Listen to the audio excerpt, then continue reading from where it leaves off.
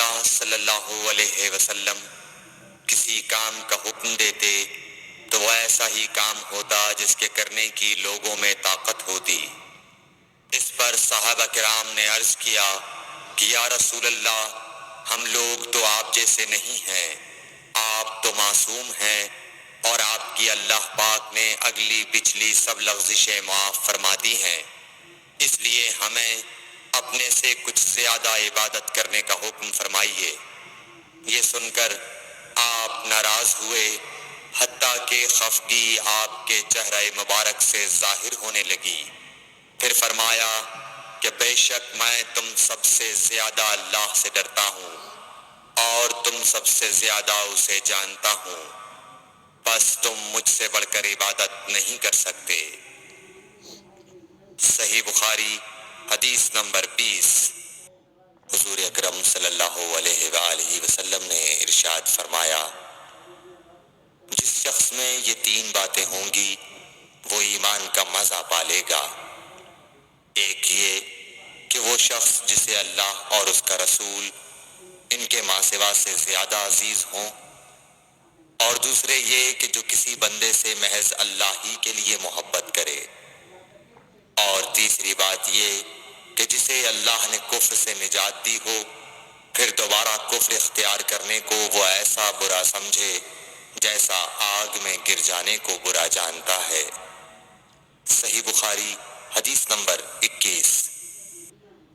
حضرت محمد مصطفیٰ صلی اللہ علیہ وآلہ وسلم نے فرمایا، جب جنتی جنت میں اور دوزخی دوزخ میں داخل ہو جائیں گے، اللہ پاک فرمائے گا جس کے دل میں رائی کے دانے کے برابر بھی ایمان ہو، اس کو بھی دوزخ سے نکال لو۔ تب ایسے لوگ دوزخ سے نکال لیے جائیں گے اور وہ جل کر کوئلے کی طرح سیاہ ہو چکے ہوں گے، پھر زندگی کی نہر میں یا بارش کے پانی میں ڈالے جائیں گے۔ اس وقت وہ دانے کی طرح اگائیں گے جس طرح ندی کے کنارے دانے اگاتے ہیں۔ کیا تم نے نہیں دیکھا کہ دانہ زردی مائل پیچ در پیچ نکلتا ہے؟ صحیح بخاری حدیث نمبر 22۔ حضور اکرم صلی اللہ علیہ وآلہ وسلم نے فرمایا، میں ایک وقت سو رہا تھا، میں نے خواب میں دیکھا کہ لوگ میرے سامنے پیش کیے جا رہے ہیں اور وہ کرتے پہنے ہوئے ہیں، کسی کا کرتا سینے تک ہے اور کسی کا اس سے نیچا ہے۔ پھر میرے سامنے عمر بن خطاب لائے گئے، ان کے بدن پر جو کرتا تھا اسے وہ گھسیٹ رہے تھے، یعنی ان کا کرتا زمین تک نیچا تھا۔ صحابہ رضی اللہ تعالی عنہ نے پوچھا کہ یا رسول اللہ اس کی کیا تعبیر ہے؟ آپ نے فرمایا کہ اس سے دین مراد ہے۔ صحیح بخاری حدیث نمبر 23۔